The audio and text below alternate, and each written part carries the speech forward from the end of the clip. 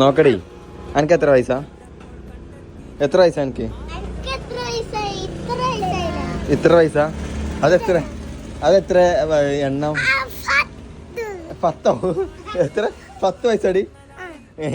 ആ 10ന്റെ എണ്ണം കാണിച്ചടിക്ക, വെല്ലുമ്പോ കാണിച്ചടിക്ക. 10. ഓൾക്ക് 10 വയസ്സാട്ടോ. 10 വയസ്സ്. അപ്പൊ 10 വയസ്സുള്ള എന്റെ ഷൈജനെ കാണാം ഗൈസ്.